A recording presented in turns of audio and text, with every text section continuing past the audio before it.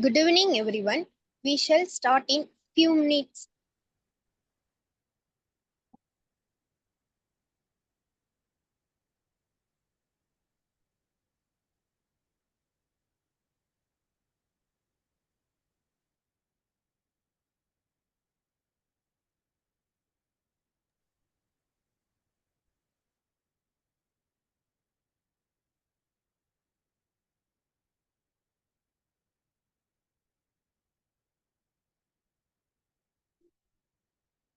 One second.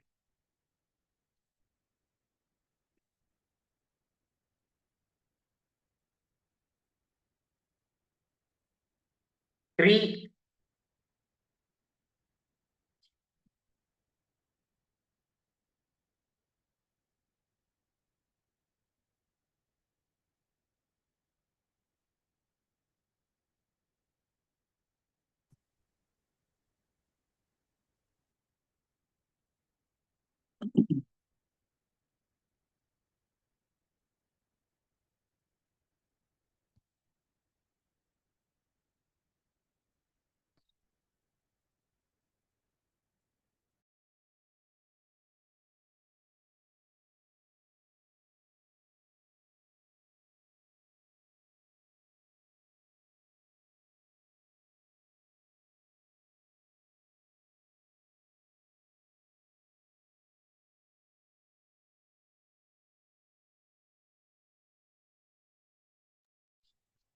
Good evening, sir, and good evening, everyone. Let's start in a couple of minutes. Sure. Can you guys hear me okay? You're super audible, Shankar. Good evening, Prasanna here. Hey, good evening, Professor. How are you? Doing great. Happy to know that you have consented to deliver a talk to our students. And I'm very eagerly to listen. Maybe a few of our batchmates also will be joining to listen to you. Thank you so much, Professor. Absolutely my pleasure.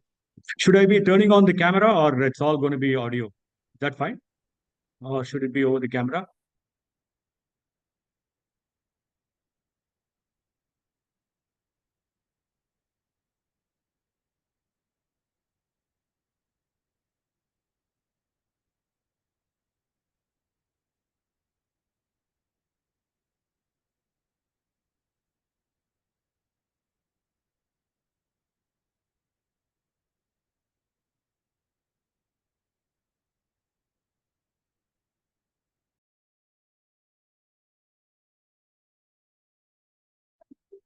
Good evening, sir. Good evening, Kirti. Sir, you can switch on your camera if you're okay with it, sir. Okay, fine.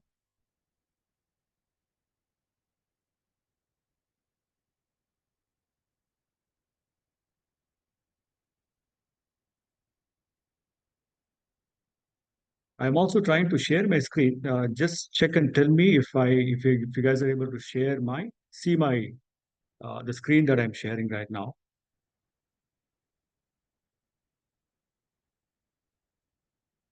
Yes, sir, your screen is visible, sir. Yeah, it's visible. Yeah, thank you so much.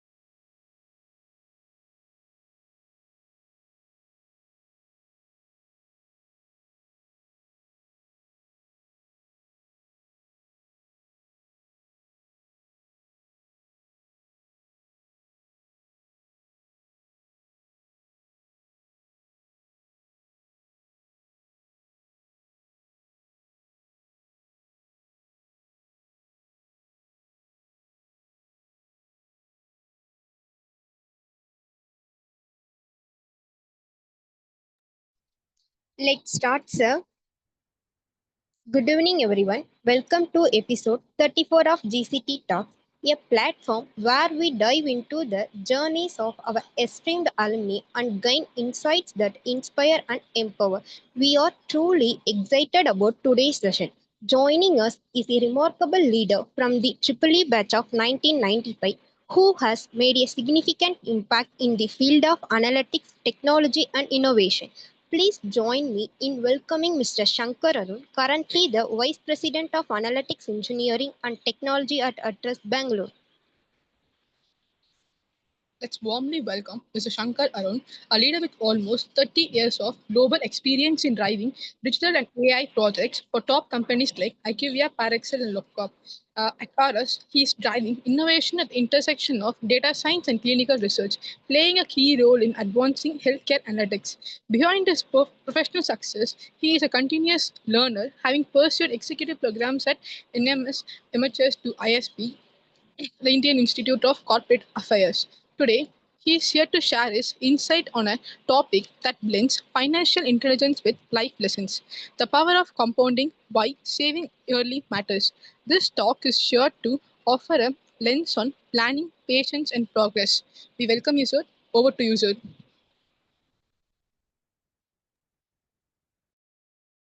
Thank you so much for the kind introduction. Are you guys able to hear me clearly? Yeah, Yes, sir. Yes, sir. and you can also see the PowerPoint being shared, the power of compounding slide. Yeah, okay, Yes, sir. yeah, and thanks again for the kind introduction. So yes, I passed out of GCT in the year 1995, and I was basically born and brought up in Coimbatore, and GCT has always been an integral part of my life, right? So, and it still continues to be so. And only about the last month, if I'm not wrong, we had our 30-year anniversary meet where we all friends actually met in GCT. And I must say, I mean, words cannot express the joy and jubilation that we had as we all met. We walked through the classrooms, the labs, the library, the hostel rooms, so on and so forth, right? So it was great, fond memories. And again, I mean, GCT continues to thrill us, right? So there is always never a dull moment with GCT. Uh, I must also admit that I'm feeling really privileged and honored to be part of this session. And I'd like to start with by thanking Professor Prasanna for requesting me for this session. Also, the GCT Talks group, Ayappan, Kirti, and many others who were really helping me in ensuring that the session actually is delivered properly, right? So, really thankful to you for this. So without much ado, I mean, before we start, a couple of things that I want to set as an expectation. So we are all in the same page with respect to what to expect from this session, right? So first and foremost, I would sort of like to clarify that I'm not here to pontificate, right? I'm not here to advise anybody or give any gyan to you guys, right? It's a Saturday evening, 6:30 p.m. I've been through your age too, right? So I've lived your age and I've seen what happens when this kind of advice gets given on a Saturday evening, 6:30. So I'm really not going to be actually giving a lot of advice to you. It's and it's not going to be like do this, do that kind of a thing, or don't do this, don't do that kind of a session, right? So all that I'm going to be doing is sharing some of the tips that I actually kind of enjoyed when I started my career, and something that I found to be very very useful throughout, right? So, and I thought I will kind of share that with you. And if you guys really find it useful, please go ahead and adopt them. And in case you really wanted to sort of get clarifications, you can always reach out to me in future too. And for those who this is not something which you feel is not applicable, please be my guest. Absolutely no compulsions at all, because there's nothing wrong, right or wrong here, right? So it's all something. It's a continuous journey. So, and second, I was also told by the organizers that I can use both English and Tamil liberally during this session, and these are the two languages that I'm really proficient with, right? Or at least I'm comfortable with. So Hope you guys don't mind if I use a little bit of Tamil too, right? So I just saw a note here, so I will try to restrict that. So in the interest of the larger audience. So with this getting cleared, we'll probably get started with the session. So what I've done is I've kind of tried to make it as simple as possible. So the next 20, 25 minutes, all that I wanted to do with you guys is wanted to walk you through the concept of compounding, right? So you definitely have studied compounding during your younger days, and compounding is not something which is very difficult to learn too, right? So why have such a an easy session, right? So why are we actually wasting our time on that? So the reason why I wanted to stress upon that is compounding as a concept is not something that we practiced a lot, right? So while we know as a theory this is how it works, for me at least, I mean, I learned the power of compounding pretty late in my life, and so how to put compounding to good use is something that I missed. So, and I thought if I had actually gained some knowledge on that very early in my career, I probably would have benefited. So, and that's the reason why I thought I'll share those tips with you guys, because you're still young and you still have a lot of years to move on. So you'll definitely be in a position to kind of make use of it because you're getting to know about it now. Hence the reason why I've captured this for you. And uh, there's going to be four slides, and I will probably move on to the next slide to kind of talk a little bit about the agenda.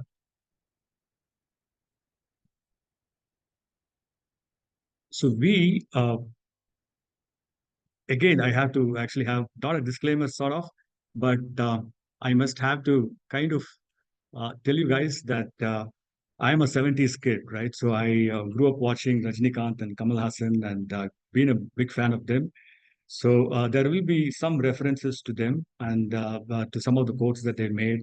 And so please bear with me for that because I'm not as updated as you guys are, like not Ajit Vijay or Sivakarthikeyan. I'll probably be showing more of Rajni and Kamal. And please bear with me for that, right? So Aramikalama is my punch dialogue here, and I'll probably start with that.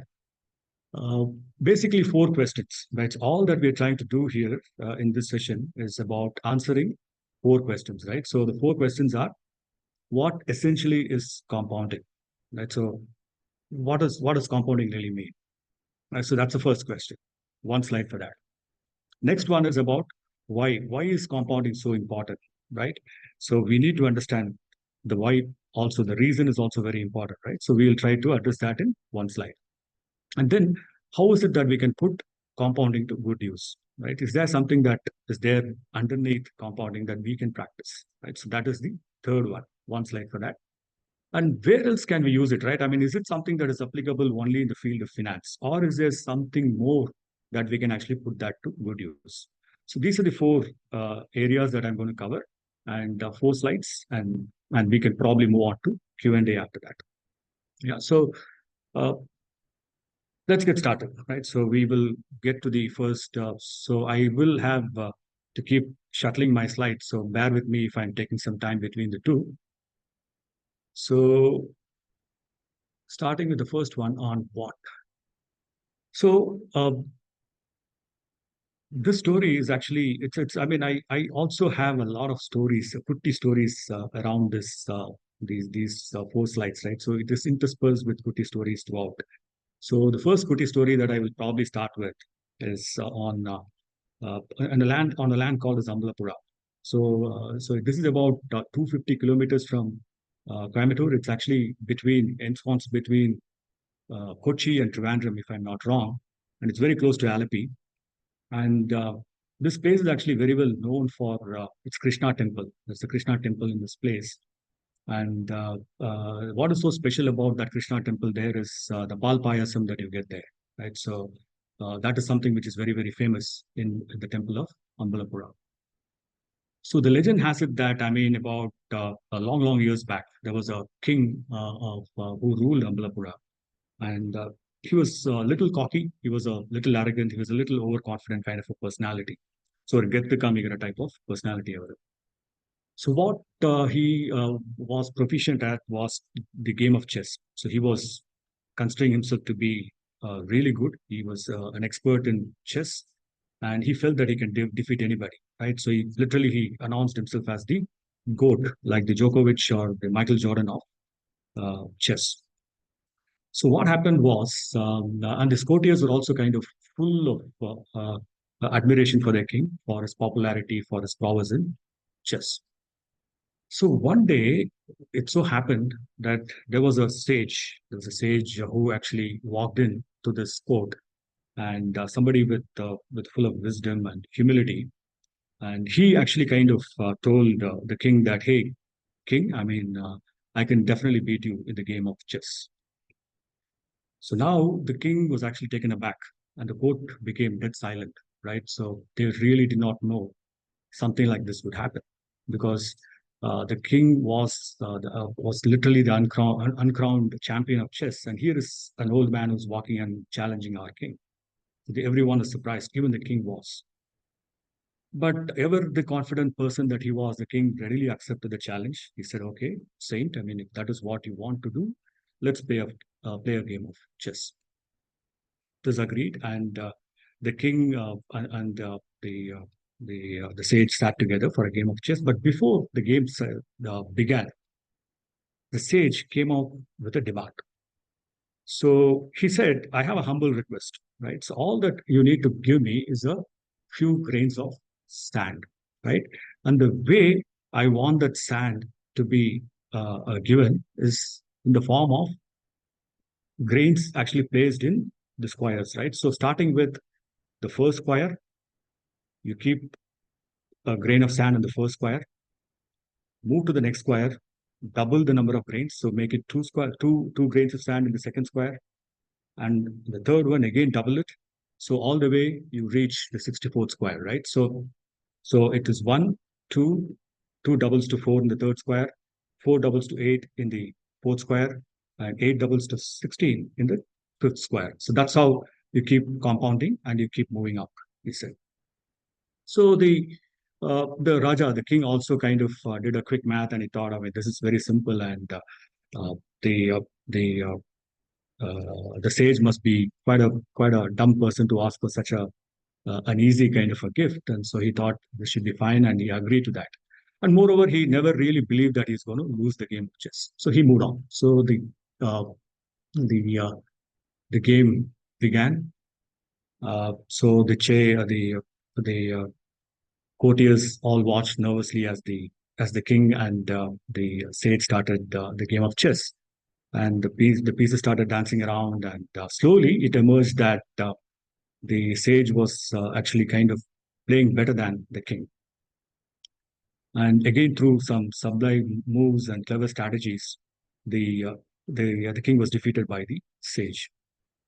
And so this was something which was a miserable feeling for the king, because he had never expected. The court was completely dumbstruck, so they didn't expect this to happen. They were all so upset that the king was defeated by this man. But the king didn't realize that he had a far more kind of a misery that is coming. Now the sage said, "Okay, now that I won, can you give me the reward of the grains that I requested from you?" So the king was okay for that, and he said he ordered the courtiers to actually bring the grains of sand and fulfill the demand.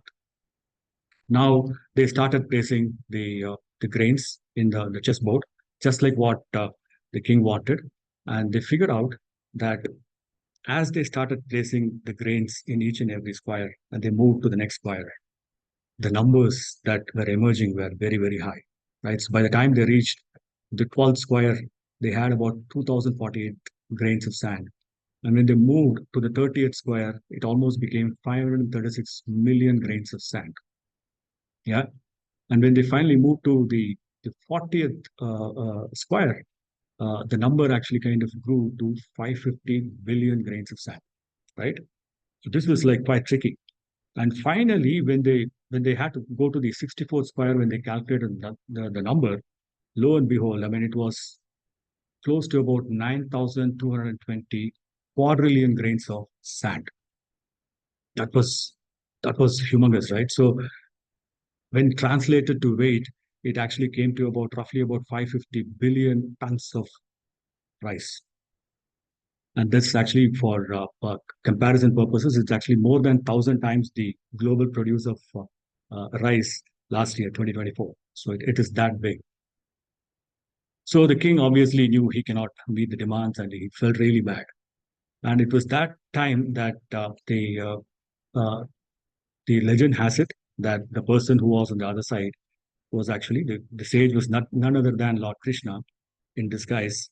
And he knew, Lord Krishna knew that the king will not be able to meet his demand. So he kind of showed him some mercy and he said, you know what, you don't have to pay me all these things. You just pay me over a period of time. So you don't have to do it immediately, but just start doing it over a period of time in the form of giving palpayasam to my devotees, right? And thus began the tradition of the serving palpayasam for all the devotees in the temple of Ambalapura. That's how it works. So what does it got to do with compounding, right? I mean, why is this guy rattling on something related to Ambalapura and palpayasam? There's a very big connection there. My intent is not to share with you guys the palpayasam there. So the intent was to throw some light on the power of exponential growth that is inherent in the principle of compounding. Just imagine, right? It started with just one single grain in the first square.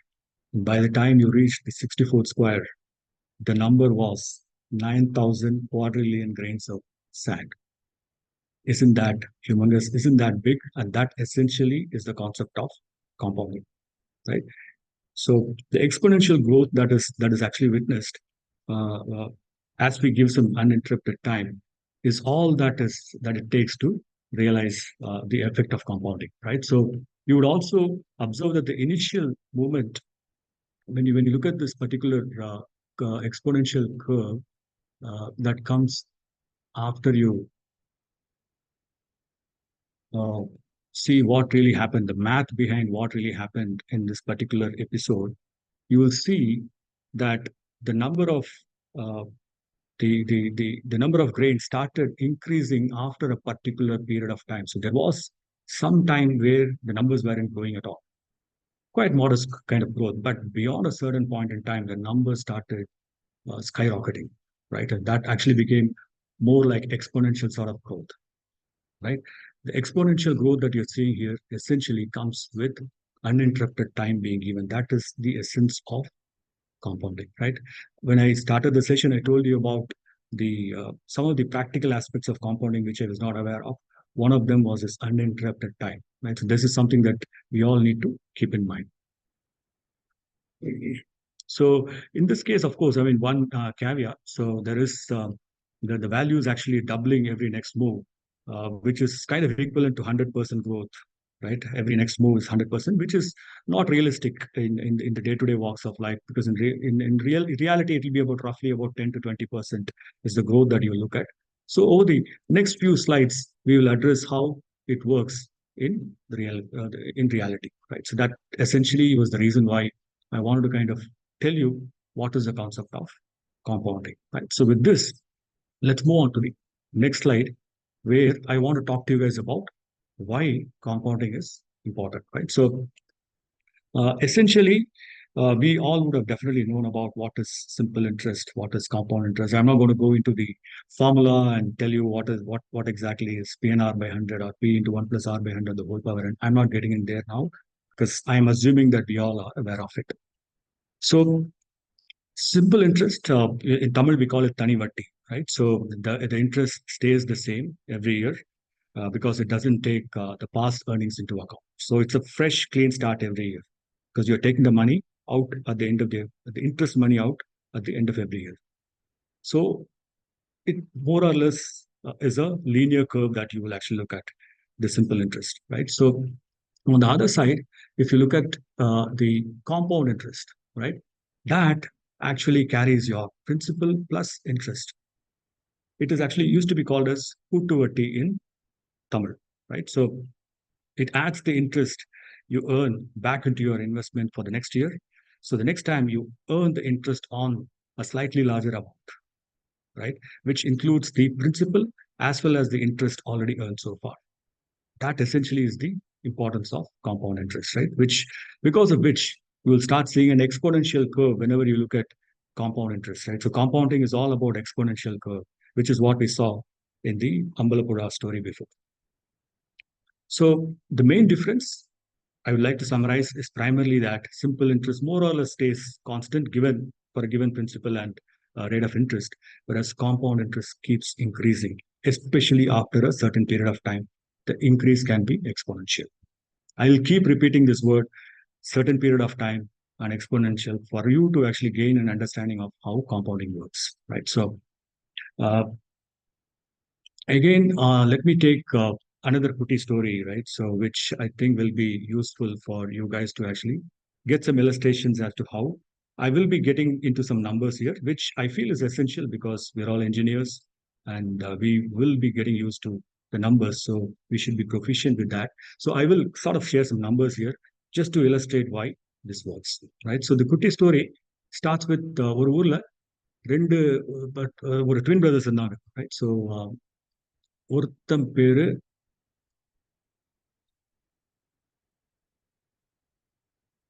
உயிர், yeah, and the next guy's name is Ulag.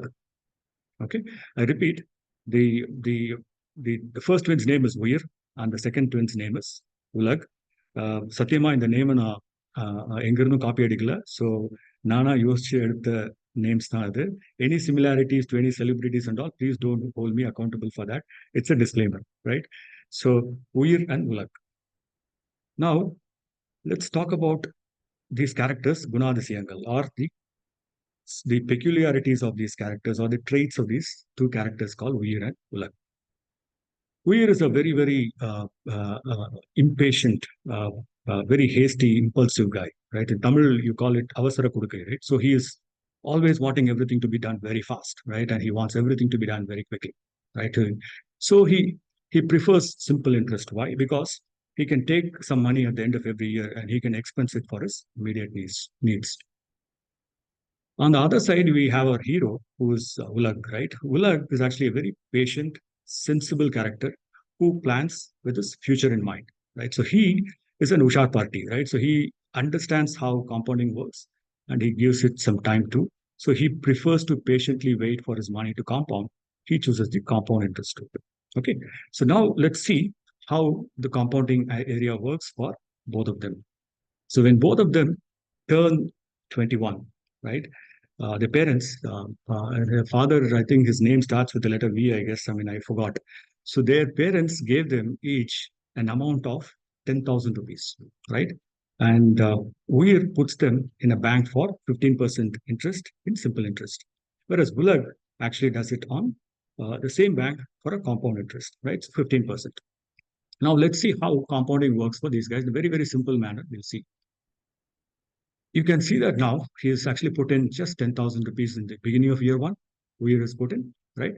And because he's earning 15% interest, at the end of year one, he gets this 1,500 rupees.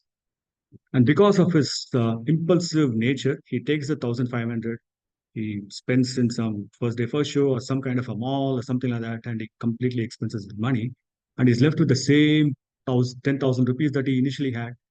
That actually gets plowed into year two, right? So that's all he's got left because the interest has been eaten away by him. So the second year, what happens? He still continues to earn the same 1,500 rupees, right? So that's a disadvantage for him, right? So finally, at the end of year five, if you actually count the principal as well as the total interest earned by Uir, it will add up to 17,500. 10,000 is the principal, 7,500 would be the uh, interest that he's earned, so 17,500. Now let's come to our man, Ulan, right? What is it that he is actually looking at? Being a very patient guy, he says at the end of year one, I don't want my 1,500 back. Put that back into next year's principal. Add that to my next year's principal. So what is happening? Is year two, his principal is actually becoming 11,500, because of which this year two's interest for him is increasing. It's actually becoming 1,725. So at the end of 5 years, look at where these two guys stand. So one of them is actually standing at about 17,500. The other one is about 20,140. So now it's not a big difference between the two, right? So 5 years have gone past, and you are actually not seeing much of a difference between these two guys, right? So one has earned 17,500, the other one is 20,114. Let's see, they continue to do that for another 5 years, right? So at the end of year 10, let's see what is happening, right? So at the end of year 10, Weir is actually seeing a total of principal plus interest, which is earned up to 25,000. 25,000. Now, let's look at what is Ulag's numbers. Ulag's numbers is actually kind of, the gap is widening now. You're actually seeing 40,456, right? It is still not a big difference between the two, but still the gap has started widening. Now, let's see the real power, right? And this is where I want to bring in our Taliban, right? So, காளியோட ஆட்டத்தை இப்பதான் நீங்க பார்க்க போறீங்க. Compounding exponential growthோட ஆட்டத்தை இப்பதான் நீங்க பார்க்க போறீங்க. Let's see that, let's assume that they're continuing for another 10 years, right? So they move on to year 20. See the magic of compounding. So at the year 20, Uir is still sitting with 40,000. Whereas look at where Bulag has gone. He's gone 4 times more than Uir, right? He's like almost sitting at 1.6 lakhs. It's 4x more. The gap is not just widened, it is magnified, right? So that's the kind of exponential growth. So here is where Kali's atom was already begun, right? And let's assume that they even continue further, right? Because they both are young, 21, so they didn't have any need for that. Let's assume that they continue for another 10 years. Look at the difference. Year 30, Uyir is sitting at 55,000, whereas Ulag is actually moved really forward. He's actually moved to 6.62 lakhs. Amazing returns, right? All that he did was he did not touch his interest component every year. He let his interest grow. Whereas Weir, because of his impulsive character, he started touching it. He actually started taking them out and expensing it. So there is nothing left in him for him to actually enjoy the magic of compounding. And that essentially is the story. And that's the reason why I'm stressing that compounding is very important. Again, time is important. The first 5 years, the first 10 years, the gap wasn't very heavy, wasn't very high. It was quite reasonable. But it really took off after the year 10. And by the time you reached year 20, it magnified into something which is 4x more, 400% more. That essentially is a huge kind of a difference. And that essentially is why compounding is actually very important. Yeah. So the message here again is that the because you guys are very young, I'm saying that it's you start saving, however little it could be, at a very young age, and you don't touch that, you'll probably be getting similar kind of returns after 20 years or 30 years because you have age by your side, right? So that with that, we finished this why portion. Let's actually move on to the how portion, right? So how is also equally important. Again, for the how, I will start with some kind of a Kuti story. It's actually a true story. I wouldn't call it a, I mean, it's not really a fictitious story. It's something which has happened in the land of US. So, Orutar Bhumi Alvar, you get to bring it, right? So, but this story is all about that, right? So, many of you might probably be aware of it, but those less informed, I mean, this is actually called the marshmallow experiment, which happened in uh, California. I think it's in Stanford.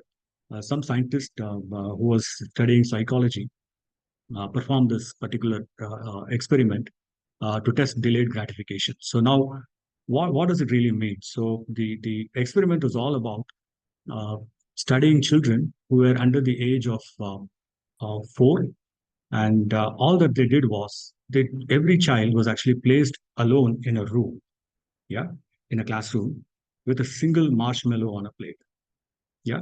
So and then what they did was they gave a choice to these kids, right? So they said you either eat the marshmallow because it was a tempting thing, right? So marshmallow was like the gulab jamun or rasagulla, the equivalent of laddu here, right? So if you find it tempting, you can eat it immediately, or you can wait without eating for 15 minutes, right?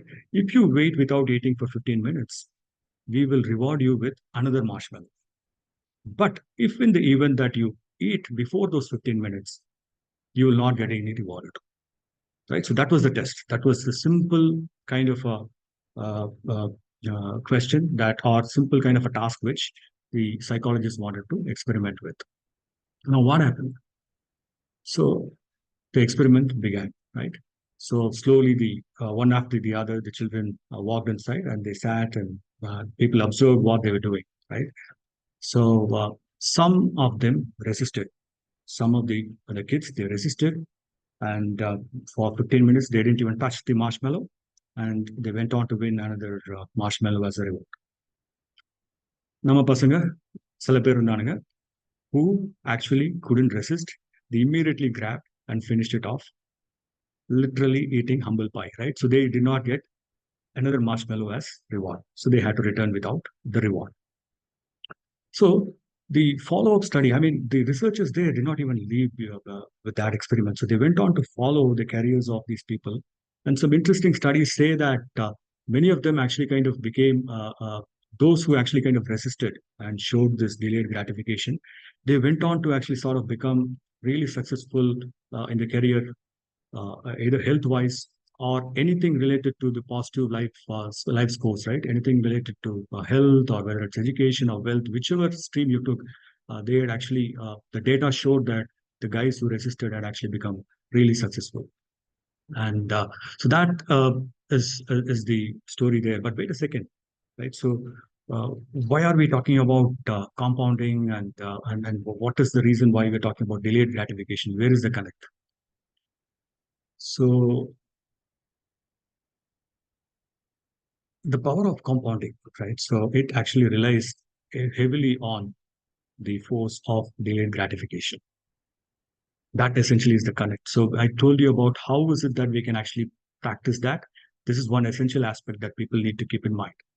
So when you're able to make sure that you are able to resist your temptations, you're able to resist your urge for immediate rewards, and if you're able to kind of practice self-control, you have the ability to get into the compounding effect because you learn the art of being patient and you are able to kind of make sure that you're not touching uh, the amount for immediate gratification, right? So that essentially is the connect between the two, right? So let's move on to the next slide. Very quickly, we have actually kind of extended the how, uh, where I wanted to sort of, I mean, this is where there will be a few numbers that I'll be showing you, which has been very beneficial to me, right? So every time I make some kind of an assessment on some investments or wherever I want to actually park some amount, this is something that has been coming to my support throughout, right? So and so I wanted to kind of share that with you guys so that you can also benefit from that. So series of numbers that I will be rattling off. So please bear with me, but it's not a lot. So rule of 72. So rule of 72, it's all about how long does it take for you to double your money given the interest rate, right? So how does it work? Very, very simple. So let's say you are investing in some kind of an asset at 6%, right? And 6% is the rate of return, let's say. So you actually use 72. You divide the 72 by 6, you'll get 12, right? So that 12 years is the number you could expect for the amount to double. So assuming that you put in, say, 1,000 rupees, if you're investing it for 6%, it doubles to 2,000 rupees after 12 years, right? Similarly, 8, it becomes 9 years. 8% is actually equivalent to 9 years. 12% is actually, you're able to double your invested amount in 6 years, right? So you can very clearly see that as the rate of interest is actually growing, you're able to reduce the number of years it takes to double your money, right? So very important, very easy. 72 by 8, rule of 72. The next one is something similar to that. It's called rule of 140, right? So how long does it take for you to triple your money given the interest rate? So here it's about doing the same method, but you're instead of dividing it from 72, you're actually dividing it from 140. Again, the same thing. 12%, if you say, it roughly takes about 10 years for your 1 rupee to become 3 rupees. Or you can say that it takes 20 rupees for your 1 rupee to become 9 rupees, right? So triple. So how long does it take for you to triple your amount of money? The third one is also equally important, slightly different. The concept is different because you also need to have a good grasp on how inflation plays, right? So this is about how what's the time taken for an investment's value to half based on your inflation rate. So what it does is assumes that you have to feed an assumption of your inflation rate for your country, and then let's assume that it's 5%, and then you use the 70 divided by 5. You're getting the answer is 14 years, right? So the 14 is approximately the number of years it takes for the real value of corpus to half, right? So if you had put in, say, let's say 1 lakh rupees, it becomes 50,000 rupees. The time value of money after 14 years actually becomes 50,000, right? So that essentially is the concept of rule of 70, which is used from an inflation standpoint. So you always have to be prepared, because you might be having, say, 1 lakh now, but the money's worth will not be the same for 14 years hence. So you need to be very careful about inflation and the time value of money, because it is always less because of the factor of inflation. This particular rule gives you the ability to capture that. Last one, which I found it personally very, very useful, which I want to share, is 15, 19, 26. So it takes roughly, if it's 15%, then it's like roughly 5 years for you to double your money. If it's 19% rate of return, you can actually look at 4 years to double your money. And if it's 26%, then it's 3 years to double your money, right? So 26% in particular is very important, right? Why is that important? Because if you are actually compounding your returns at 26%, you're actually making it 10x in 10 years. So if you put in 1,000 rupees at the beginning, and if you're compounding for 26% for 10 years, that 1 rupee actually becomes 10 rupees. Or let's say 1 lakh you're putting in, the 1 lakh becomes 10 lakhs in 10 years. You continue to compound for another 10 years. So 20 years, that 1 lakh that you put in actually becomes 1 crore. So 26% is a very, very important thing. I don't want you guys to start chasing that, but bear this in mind, because there are investors who have done very, very exceptional investors who consistently compounded over a period of 20 years at 26%, and they have actually achieved this level of stellar results, right? So that's where 26%. You invest 1 rupee, it actually becomes 100 rupees, right? So that's where our தலைவர் again comes in to actually deliver his punch dialogue, right? So that's the power of 26. Yeah. So having said that, so this is the numbers: rule of 72, rule of 114, rule of 70, and 15, 19, 26. Simple, right? Simple numbers. Just bear these numbers in mind. You'll probably be able to do your math really well, right? So let's actually move on to the last slide, and that I have for you guys. Very simple again. Is this something that compounding actually works only for investing? This so far I've been talking numbers and investing, and is this all compounding all about? The answer actually is a resounding no, right? So it can actually be applied to every field.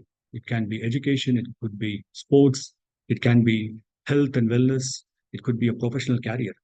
All that it actually means is that small actions carefully taken over a period of time and consistently done can actually lead to big results, right? So those actions could be in the form of investing, like I discussed in the previous 3 slides, or it could be in terms of some kind of efforts that you put in on a daily basis, right? You either keep reading, you keep practicing what you're really comfortable doing. Every day you actually give it 1 hour for the next 10 years.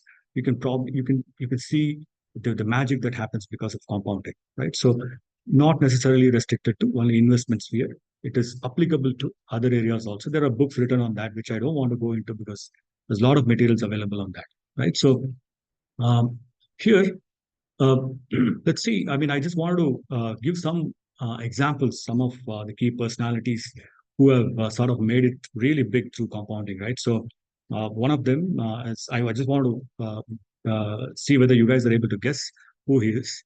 Uh, so he's somebody who's actually practiced deep uh, book reading habits, and somebody who's actually uh, uh, wakes up very, very early in the morning, practices meditation, reads scientific journals on a regular basis for multiple decades, not just years, right? He's been reading it for multiple years, interacts with young minds, went on to become one of the most famous presidents of India, right?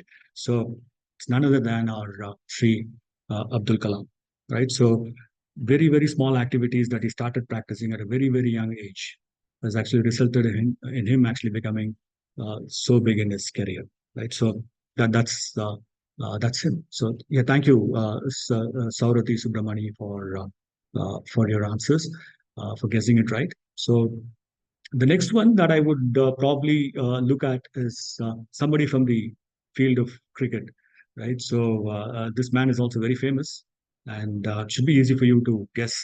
So he was actually known for his indulgent eating and sort of inconsistent fitness levels, but he pivoted very well by making small crucial changes. So, in fact, he's famous. He's said to have remarked that he has no issues eating the same food for 6 months, right? 3 times a day. Yes, TPOGCT. Thank you so much for that. You have preempted it. He actually went on to become one of India's greatest batsmen. He was so very obsessed with what he was doing, and he consistently practiced day in and day out the same thing, right? I mean, there are people who have told me that, I mean, he is somebody who actually does his fitness routine come hell or high water, right? Every day he does it the same time, and he actually kind of makes sure that he also ensures that his diet is as disciplined as possible. He doesn't get into any indulgence, right? So yes, many of you have answered it correctly. It is none other than our former captain Virat Kohli, right? A great example of how somebody can actually reach these levels through the levels of compounding that he actually practiced in the field of sports, right? So just wanted to give this example that this is not just applicable to the field of finance. So with this, we will probably come to the last slide. I guess yes, this is the last slide, and some of the key takeaways I've just tried to summarize. Just simple three messages, all about power of compounding. It's just about small actions performed consistently over time, right? So you just looked at Lug, right? You just looked at Kohli. You just looked at what Abdul Kalam ji did. All of them actually practiced that, right? So they kept repeating that consistently over time, and they started seeing success, right? And delayed gratification. So how do you go about doing it? One of the techniques is actually delayed gratification. So resist the urge to immediately expense what you're actually holding on, right? So continue with your compounding uninterrupted. Don't touch it. So wait for the right time for you to actually take it out, right? So it's all about growing things over a period of time. That's where the exponential curve that we saw happens, right? So delayed gratification. And finally, it is not something which is relevant for finance domain only, right? So it is actually relevant to sports.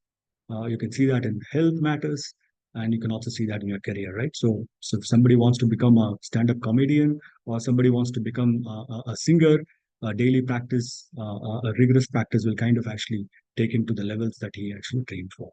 Right? So that essentially is the concept of compounding as it is applied to the general fields. So with that, yeah, so the last parting statement. So the next time you guys actually visit Ambalapura, since I actually drew that example for you, you should be reminded of Pal Payasam. Nope, it's not Pal Payasam. I want you guys to be reminded of the power of compounding, right? So that, in essence, is the end of my slide presentation. And would like to thank you guys for joining, and happy to take any questions that you might have. And over to you, the organizer, for again, thank you guys for giving this opportunity.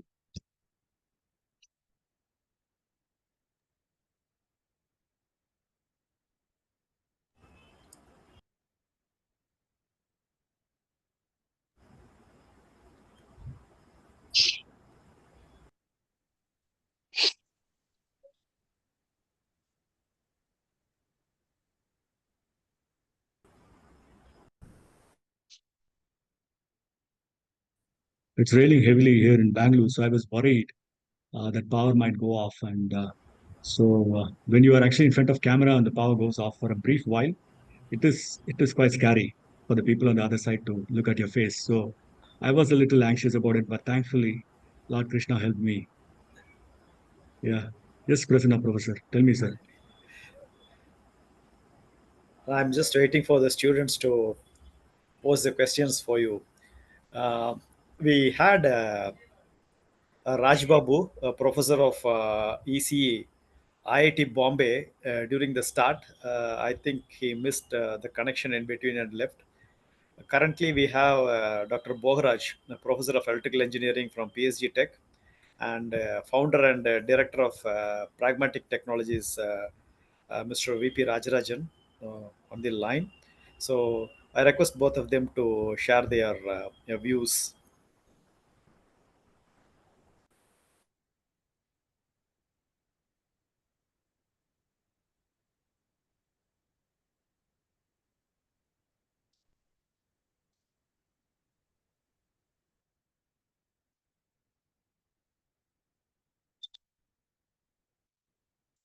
Yes, Dr. Bogaraj, please proceed. Yeah.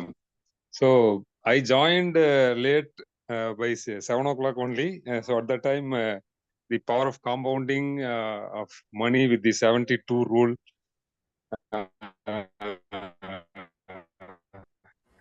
So which is very efficiently used by many people.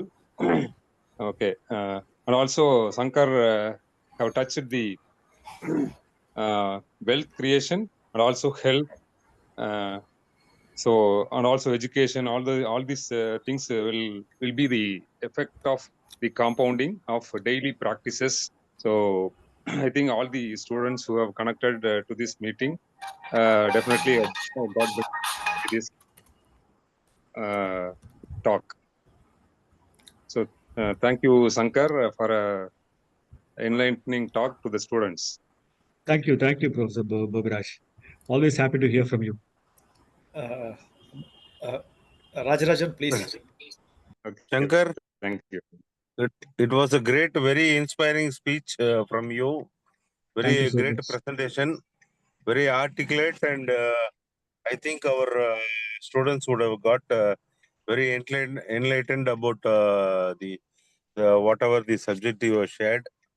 But I would have my thoughts with you.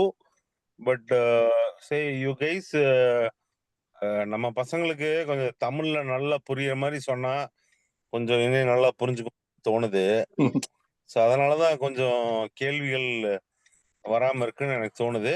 So every time we speak we got to connect with the reality. சரியா? அதுதான் என்னோட ஒரு simple தாட்டா இருந்துச்சு. Power of compounding நீ சொன்னது எல்லாமே ரொம்ப கிளியரா இருக்கு. பவர் ஆஃப் காம்பவுண்டிங் நீ பண்ண விஷயம் எல்லாமே மணி ரிலேட்டடான ஸ்லைட்ஸ் போட்ட. பட் அதே வந்து பவர் ஆஃப் காம்பவுண்டிங்ல நீ சொன்னது என்னன்னா வந்து டிலேடு கிராட்டிபிகேஷன் ஒன்று போட்ட தெரியுமா? That was really very inspiring. சரியா? சரி, எவ்ரி டைம் பாத்தீங்கன்னா நம்ம படிச்சு முடிச்சுட்டு போயிட்டு சில பேர் வந்து உண்மையாலுமே எடுத்தோடனே ஜெயிச்சிட்டாங்க, சில பேர் வந்து பின்னாடி ஜெயிக்கிறாங்க. சரியா? ஜெயிக்கிறதுங்கிறதுக்கு வந்து அளவுகோல் வந்து யாருமே வைக்கல. வெற்றிங்கிறதுக்கு அளவுகோல் வந்து உலகத்துல யாருமே வைக்கல. அதனால வெற்றிங்கிறது வந்து தொடர்ந்து வரும். அதான் நீ சொல்ல வர, அதை வந்து ரொம்ப ஆர்டிகுலேட்டா நீ சொல்லிக்கிற. பட் அதை வந்து அதை சமரைஸ் பண்ணலாம்னு சொல்லிட்டு தான் நான் வந்து தமிழ்ல சொல்றேன். நம்ம ஸ்டூடெண்ட்ஸ் எல்லாம் என்ன அண்டர்ஸ்டாண்ட் பண்ணிக்கணும்னா, இது வந்து பவர் ஆஃப் காம்பவுண்டிங்கிறது என்னன்னு கேட்டீங்கன்னா, இன்னைக்கு நம்ம உழைக்கிறோம், விதைக்கிறோம், விதைச்ச விதை வந்து ஒரு நாள் முளைக்கும். சரியா? ஆனா இன்னைக்கு உடனே ரிசல்ட் வரணும்னு நம்ம யாரும் எதிர்பார்க்க வேண்டியதில்லை. சரியா? அது ஒரு நாள் நமக்கு இல்லைனாலும் நமக்கு பின்னாடி நம்ம சந்ததிக்கு அது வந்து ஒரு நாள் வந்து உண்மையாலுமே அதனுடைய பலன் வரும் அப்படிங்கறதுதான் வந்து point.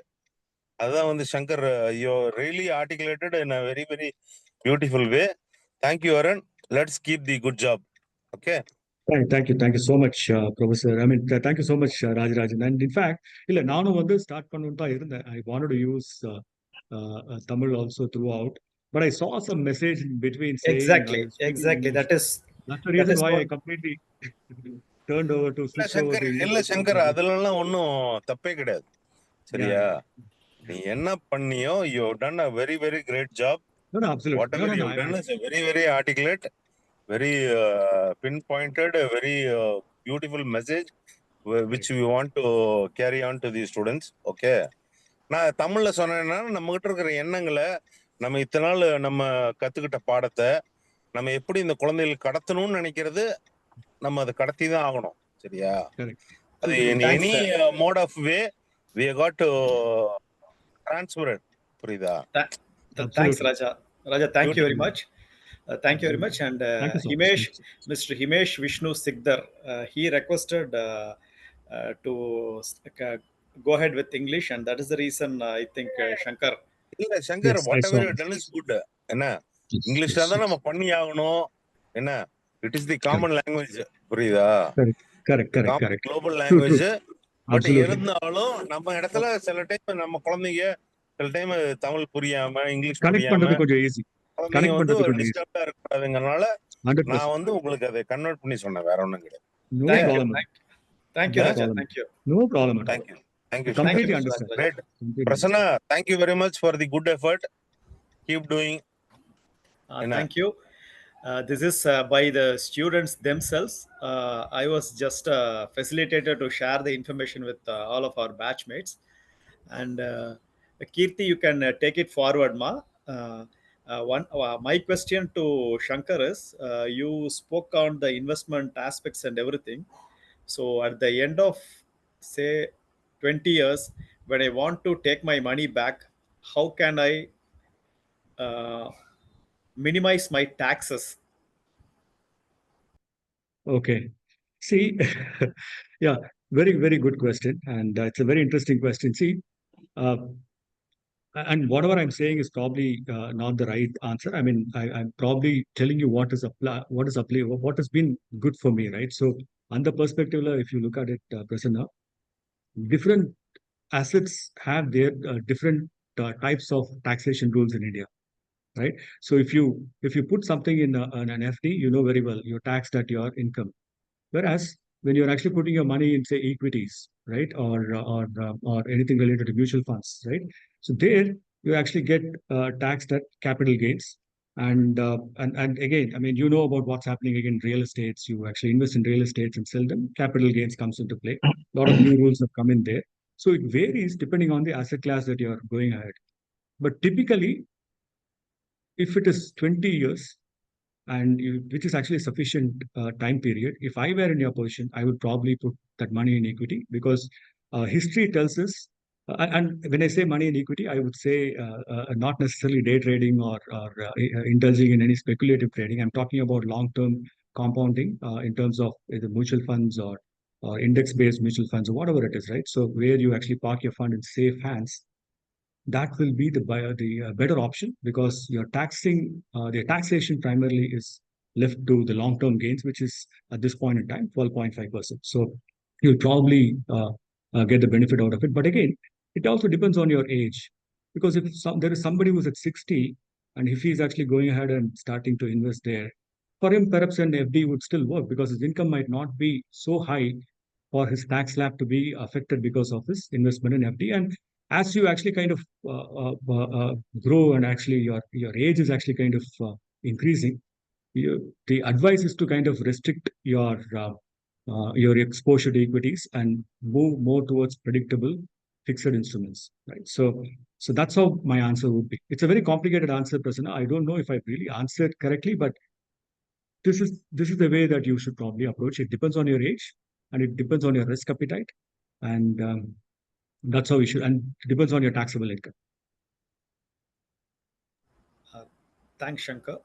Over to Kirti Varshini.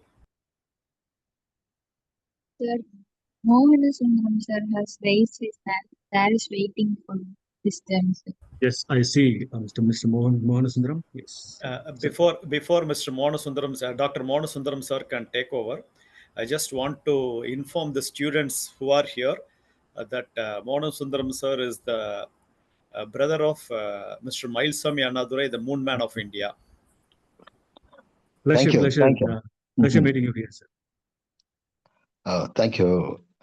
Actually, Mr. Shankar, you made a fantastic presentation.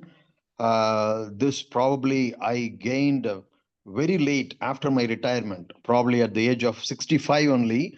I just thought of thinking about it because all along being an academician, I didn't spend much time on financial planning, concentrating more on my PhD students, my academic programs and so on.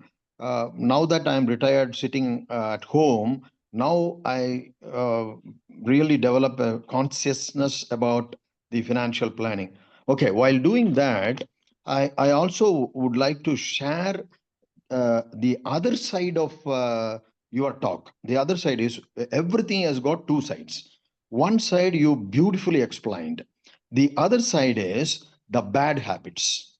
Okay, Valluvar says we are supposed to do what is fit to do. The குறள் again say is in Tamil, செய்தக்க அல்ல செய்யக்கெடும் செய்தக்க செய்யாமையானம் கெடும். So for those who don't know Tamil, the meaning of this kural by the great saint and servant Thiruvalluvar is, he will perish who does what is not fit to do, and he also will perish who does not do what it is fit to do. What is fit to do, you are supposed to do. You compulsorily you have to do. What is not fit to do, you are not supposed to do. And some bad habits, this will also have the power of compounding. Absolutely. It Exactly. it will be very subtle, Exactly. but over a period of time, for that also there is a kural. It says, இளையதாக முள் மரம் கொள்க களையுணர் கை கொள்ளும் காழ்த்தை எடுத்து. The meaning in English, it goes like this. You assume that there is a tree which is having full of thorns. That should be cut when it is young. So that should be felled. If you allow that young tree to allow it to grow, when it becomes a tree, full Yeah. blossom tree, then it will destroy the person who is trying to cut the tree. Absolutely. Absolutely. களையுணர் Absolutely. கை கொள்ளும் காழ்த்தை எடுத்து. காழ்த்தை எடுத்து means when it becomes a full grown up tree. So Right. I just wanted to share the other side Yes. of the coin. So one Absolutely. side is we have to develop all these good habits, financial planning, physical Correct. fitness, and developing our academic prowess and so on. The other side is removing. That is quite natural for any human being Exactly. to fall a prey to certain bad habits. This also Absolutely. we have to be very careful. Oh, that's all. Otherwise, you made Fantastic. an excellent presentation. No, Thank you. beautiful. Beautiful. I mean, this is wonderful. See, I had that slide also with me, but I Okay. normally believe, especially when I'm interacting with young minds, I try to keep it a little less in content. So Yeah. actually, I mean, equivalent of that, sir. I mean, in Latin, there is a root word called notus. It means Mhm. known, means known, and so there are two ways that you can interpret that. The good way, it becomes notable. The Yes. person becomes notable. And if you're actually looking at it from the bad way, it actually becomes notorious, right? So Exactly. notorious and notable can actually are derived from the same Mhm. Greek word, which is notice, right? So as you rightly put forward, if somebody is actually doing their bad habits on a compounding manner, they're actually getting into the notorious path. and, Mhm. and and and that's where they will be actually famous for. On the other side, you actually use it for all good things and you compound it, you'll actually becoming notable or noteworthy, Yeah. right? So Thank brilliant, you. sir. Thanks for this Kural thing. I really, really feel privileged. Thank you, sir. Thank you, Dr. Mohan, sir. Thank you. Shankar, there are a few questions on the chat. Kindly check it. Okay. I'll check.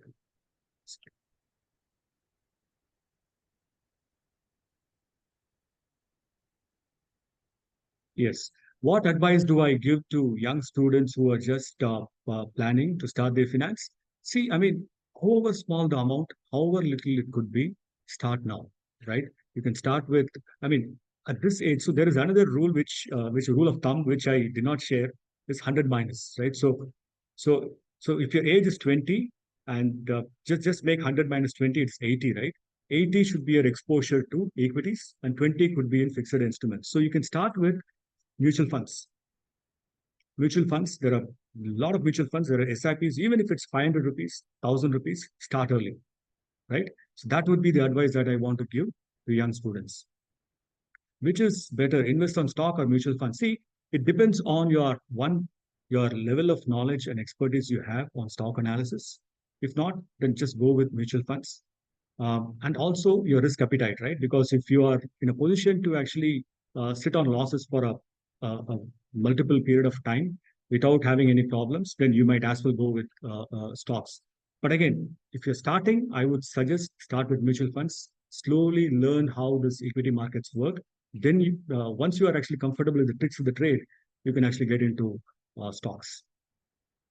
Safer one is mutual funds. Absolutely, absolutely, absolutely. Shankar, VP Rajarajan. சொல்லுங்க Rajarajan. S Shankar, நான் என்ன சொல்றேன்னா, students பெர்ஸ்பெக்டிவ்ல நம்ம சொல்லும்போது நீங்க வந்து அவங்கள வந்து ஹவு டு இன்வெஸ்ட் எல்லாம் சொல்றது okay. But first they got to settle டவுன்ல. I think our major audience is about students. Correct. So okay, அது எஸ் அதுவும் அப்ளிகபிள் தான் ராஜராஜன். ஸோ எப்படி பண்ணணும் அப்படின்னா, yes you're right. I mean you need to first earn to start investing, right? So அந்த அந்த ஆஸ்பெக்டையும் கொஞ்சம் ஆட் பண்ணீங்கன்னா I think it will add more value. Absolutely. I mean, so you definitely need to start earning. For that, most of the students nowadays, they start earning right from the end of third year itself. So okay, you can go ahead with that in mind. The next question is very much interesting. How much percentage of one's income should be invested, sir? Anything you recommend? so the whole concept has been inverted now, right? So this is a very, very good question, right? So how much percentage of one's income should be invested? I would invert it. So you should probably, I mean, look at I mean it depends again on your the expense quantum, right? The quantum of expense that you have. But typically earlier it used to be income minus expenses equals saving. That used to be the famous equation that we all used to look at, but now that has changed. Right now it is income minus savings is what is left over for expenses, right? Look at it, flip that equation, start looking at it that way. It is very difficult for me to advise how much of your income should be invested, because to each his own, right? So for some people, they might have some expenses to take care of their family, their brothers and sisters and all that. So their expense could actually be slightly higher. Some of them could actually be free from all those responsibilities. They can actually go ahead and save a lot of money. But again, my only advice is expense should be only what is required. Don't go for anything that you feel is unnecessary. I mean, if there is a costly, a very, very expensive motorcycle or an expensive mobile, which can be replaced by something which is minimal cost, which serves similar features, which has a similar facilities, you might probably want to park your amount there rather than buying the costly, the branded ones, right? So shift your attention towards income minus savings is equal to expenses. So whatever is left after saving, if you're able to allocate for expenses, you lead a very good life.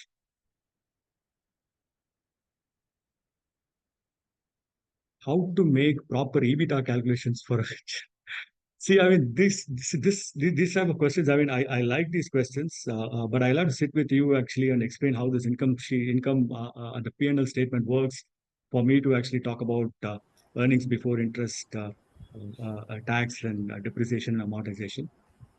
There is a lot of things behind it. I mean, it cannot be explained in even one day, right? So that is not something which I can actually explain it in one session. But again, it is something which comes before PAT. Kindly excuse me, Shankar. Kirti, I want to know who was that student. Even I didn't understand that abbreviation. Madhu Krishna. Madhu Okay, Krishna. okay. He Madhu is a Krishna. notable student, and he works with me. Oh, okay. So typically the enterprises which are into heavy loan book, which are into heavy debt, right, where the debt equity ratio is more than one, we normally go for EBITDA, because we cannot really go for PAT, because most of them will be making losses at the PAT level. So we use the enterprise value over EBITDA as the mechanism, like hospitals and your uh, hotel chains and all that. You normally go for EBITDA as the mechanism to actually compute the bottom line. Yeah. But very, very good question. And Madhu Krishna, feel free to actually reach out to me separately. I can actually help you on that. Yeah. Investing, people often say they're holding for long term, but they really, what does long term mean? Because everyone wants to keep increasing money. So when to stop? See, a very, very good question again. So long term could be 10 years, it could be 20 years, it could be 30 years also. And these days, the long term is also getting reduced to 3 years, because I'm seeing many of these youngsters that I'm actually working with from an investment perspective, even 3 years actually becoming long term. But my advice would be that you should actually focus on at least a minimum of 10 years as a long term investment. Don't touch it. It will definitely be of use to you. And in case you are having any needs for actually pursue higher education or something like that, then you can reduce the years because you might want to actually withdraw the money for your higher studies. In that case, you can, I mean, after you finish your higher studies and you actually probably come back, you'll probably be in a better position to earn more. And there you can again restart your compounding journey. Yeah. Any book suggestion for finance? Oh my God! I mean, you have actually stirred on its nest now because I like reading books, especially financial books. There is a lot that I can actually guide you. To start with, the latest one, which is everyone's darling, which I want. I mean, if you guys have time to read, please read Psychology of Money by Morgan Housel. Brilliant book. I mean, I would advise. I mean, I keep rereading it every time to actually understand how it works. And this doesn't get into the details of balance sheet and all that, right? So it actually talks about how to handle money for future, and it talks about time value of money so beautifully. Psychology of Money by Morgan Housel is something that you can start with. Brilliant book. Mr. Shankar, do you have anything to say about Aura Gold? No, sir, I'm not familiar with that. No. Okay, I just only today morning I came to know about that app. Probably the students can spend some time through YouTube, or that's an app through I see. which you can add, you can save even smallest amount of 10 rupees per day. Okay. You can save it against gold or silver. That seems to be excellent, but you please take responsibility. I mean, I'm telling the youngsters and verify whether it's a good scheme, and you can start saving even 10 rupees per day. That's possible. Absolutely. AURA Gold. That's the name of the app. So, I mean, very detailed explanation is available in the YouTube about this Aura Gold. It seems to be genuine. I see. Very nice. Very nice. And you can save it against gold as well as silver. Okay. I guess they will be investing it in physical gold for the amount of Yes, money that they are receiving. yes, I remember exactly. seeing that in some ad here. I mean, I think it's based in Tamil Nadu, if I'm not wrong, Ara Gold. Yeah, it is based on Yeah. in Chennai. Yeah. I remember seeing that the video sometime back. Interesting. Yeah.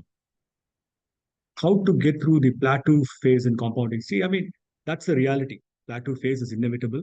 And my advice would be to sit through it, right? Because, like I said, the plateau phase is essential for you to actually land in it, the exponential phase, which is eventually going to come. So until then, learn the art of delayed gratification, right? So that's how we can actually get through that. Depreciation and amortization, since both seems to be similar, how to differentiate in field? See, I mean, typically you look at, again, I think we are getting a little bit more technical. So depreciation is something that we use for non-IT type of industries. And amortization is actually used for software. And like I said, Badhu Krishna, I think we probably need to have a session sometime later where feel free to reach out to me. I can explain, taking a practical example of how depreciation works, how amortization works, right? So definitely, and I can also suggest a lot of good platforms where you can actually start gaining this knowledge. Please do reach out to me. But these are very, very detailed questions. It will require at least 2 days for me to kind of explain how depreciation works and how amortization works. Crypto, I'm very, very sorry. I'm very, very sorry on crypto. Uh, my daughter is actually trying to get into crypto, and she's been asking me, but I have not learned, I have not understood how it works, and I've tried to understand. I know that, I mean, there are people who have made money out of it. I'm not trying to actually bring it down. I mean, but I mean, a lot of people are investing, and so there is something to it. But my problem is I don't understand how it works. So that's why I'm sorry, Jeevan Raj. I have very limited knowledge, zero knowledge on crypto.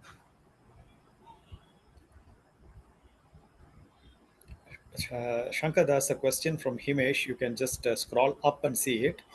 Anyway, I would like to add to our students that today's guest or today's speaker, Mr. Shankar Arun, was an active quizzer More than finding him at GCT, he was found in other colleges winning trophies and laurels. And he was also an active tennis player. So now I understand why he is what he is today. You can answer that question, Shankar. Himesh. Never invest only No, based no, on no. previous years. Sir, Is that right? no, sir, can you tell us about your recruitment or career story after you completed your degree from our college? How you got the Oh, placement, got job changes, company switch, what you did okay. there, and what you learned, and what are you doing now? Okay. This is slightly off the mark, but it's I'm very happy to answer that because so we actually, I mean, we are a bunch of six of us, I guess, if I'm not wrong. We studied in Tripoli, so Tripoli 91, 95 batch. Through campus interview, we got through with Crompton Greaves, right? So Crompton Greaves is the famous topper group. Those days, now it has become Burgappa group. So we actually got placed in Crompton Greaves. I started working in Chennai branch of Crompton Greaves. That was one of the most sought after company those days. It was actually an electrical engineer's dream to get placed in that. So the other one was L&T. Many of my batchmates also got into L&T. General Electric was the other one. So few of them got into it. So, so yes, so I got through there, and within 2 years, again, the software engineering bug, like many others, it bit me as well, and I had to kind of switch over to software. I got placed in Infosys. I moved to US. I worked there for about 7 years. So from then on, my software journey started. But frankly, from 2004 onwards, I've been in this field of clinical research. And for nearly about 21 years now, I've been in the confluence of technology and clinical research. And that's been my core competence. I've been working in companies related to that. But thank you, Himesh, for this question.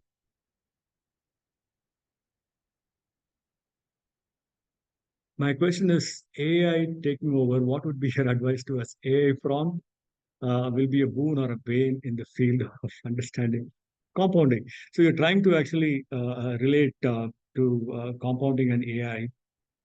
See, I mean, I will probably take this question from how AI is actually impacting. Um, uh, it is inevitable. So the pace at which the changes are happening in our field, every day there is change. So I used to take the quote of the Cognizant CEO, Frank, those days. So those days, every technological revolution that happens, it takes nearly 5 to 10 years for that to fructify, right, and to become something useful for somebody to use. But these days, it's happening in months, days, weeks, right? So it's happening very fast. The change that you're witnessing is very fast in the field of AI. And so until 3 months or 6 months back, we were all talking about agentic AIs and so on and so forth. Suddenly, now we are all talking about MCP, Model Context Protocol, and that is now coming in and taking over that field. So there is, of course, they both are a little different, but still the uh, the pace at which the things are changing are pretty fast. So my only advice is be very flexible, be adaptable, be very nimble footed so you can actually start learning everything that is coming your way. So if you're actually very rigid and if you stick to only one technology, so on and so forth, that's going to be problematic now. And these are all young minds, right? So you can easily adapt, you can easily learn new things. That I think is actually the rule of the day now. Investing on stocks or gold or real estate, which would be a long-term beneficial in our country? Kartiban, good question. It's a good question. It's again, it depends on person to person. I have a lot of my close friends who believe in real estate, right? So they believe real estate has a potential, and they've actually seen the benefits out of it. And there are some people who have actually made money out of gold. And there is this famous story that's going on that the wives are actually outshining the husbands now because they started investing in gold far better. And the last 3 years, return, if you look at gold, has actually returned more than equity.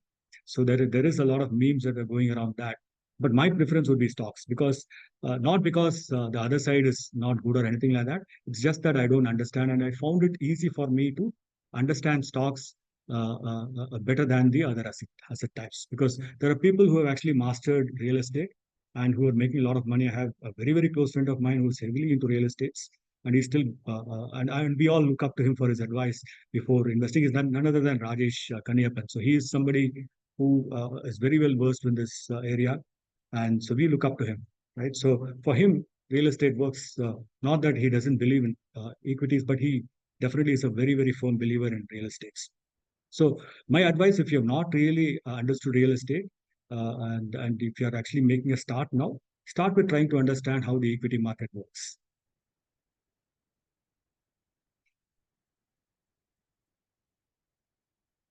Yes, I kept learning a lot, and yes, I had done at least 3 degrees after I finished my college, and but that is something that is inevitable, I would say, and that is something which I would like to not advise.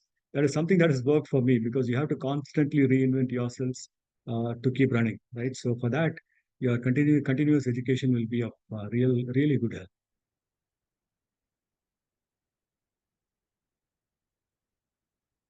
If you had to start from zero today, what would be your first 3 moves? I mean, I very tough questions, Mohammed Hizam. I really am blank, right, when you are actually posing such tough questions. But uh, where will I start? I would probably,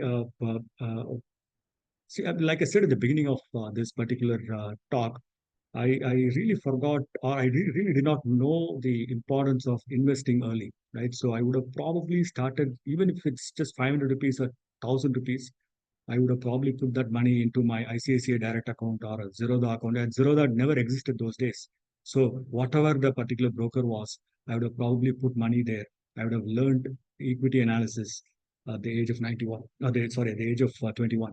Right. So that probably would be the thing that I would have actually loved doing.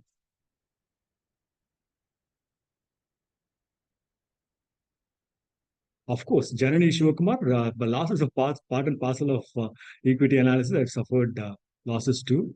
And yes, I mean, but it's just that my investment philosophy is a little different. I don't focus on concentrated portfolio. I tend to diversify a lot, because of which my upside is not very high, because I limit my upside to expectations to reasonable levels. And because of this diversification, my downside is also kind of saved. So yes, I have actually suffered losses. The 2 degrees that I did after that was I did my MBA from NMIMS. That was actually again part-time. It is through electronics media. And then I did my Indian Institute of Corporate Affairs. I did my Board of Director certification online. And then very recently I did my ISB, the AI officer, the Chief AI Officer certification very recently. And I've also done digital transformation from Emeritus 3-4 years back. So, yes, I mean, I'm looking forward to my next study assignment. Maybe in a year's time, I'll start something again. How to choose a best fund in mutual funds? I think I probably need to have one session on equity and mutual funds, and perhaps there are better people than me who can probably take that session. Arun Prasad, I heard from my batch, is somebody who's actually very, I mean, he's an expert in this area. So, but again, from whatever I've learned, I can say that I cannot name any funds, but if you're a beginner, then start with a large cap and start with an index fund, right? So these are all some safe bets, and you can expect about moderate your expectation of investments. So don't go for 26% or 28% kind of an expectation. You will actually find it very hard to accept the ground reality. Moderate, temper down your expectation, especially with the current scenario that we are in. Don't have very high expectations of like 20%, 25% at this point in time. Moderate your expectation to 10 to 15%. These kinds of funds, large cap, because you're starting, I'm saying, because if you're entering small cap, it's a risky field, and you might need to actually wait for some time to understand how it works, and then you can actually reap benefits out of it.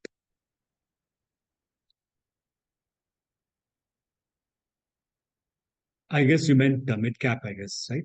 So when you said mid caps, large cap is what would be my advice, and you can probably go with index funds at this point in time. I guess we are done with the list of questions. I mean, I wasn't prepared for this barrage of questions, and I'm really happy that they actually kind of started raising this, right? So thank you, Janani. Thank you, Jeevan Raj. Thank you, Himesh.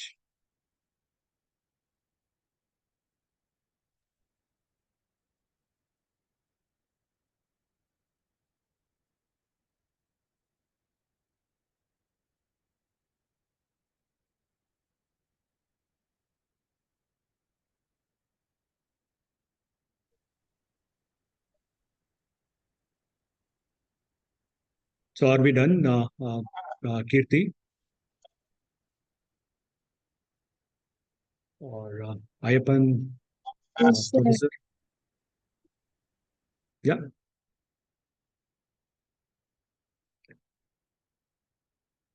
I would like to thank the students for actually joining the session Saturday evening. I wasn't sure if people would join, but I mean, looking at the interest levels, I think you guys are a brilliant bunch of people ready to learn. I'm wishing you great success. I'm sure you guys will have great success, especially if you are actually showing a lot of interest in areas like this at a very, very young age in your career.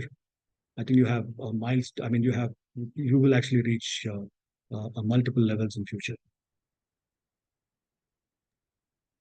Thank you so much. Thank you so much, guys. Thank you, Mohammed. Thank you, Janani. Yeah, Professor. So we'll call it a day.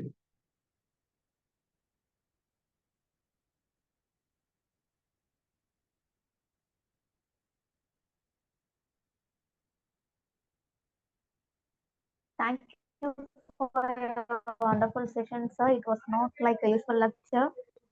This is one of the best sessions we ever had, starting from the historic stories and diving into cinematic elements too. You slowly took it into the math. That was really an amazing shift, sir. We look forward to another detailed session. Thanks a lot, sir. My pleasure. My pleasure. Thank you so much for the kind words. Thank you, Thank you, Kartika. sir. A big Thank you. thank you to Mr. Shankar Arun for sharing your valuable insight with us. To our wonderful audience, thank you for joining and making this event special. This session has been recorded and will be uploaded on our GCT Coimbatore YouTube channel. Stay tuned for more from GCT Talks. Until next time, take care, stay curious, and keep compounding always. Have a fantastic evening. Thank you. Thank you. Thank you so much, guys.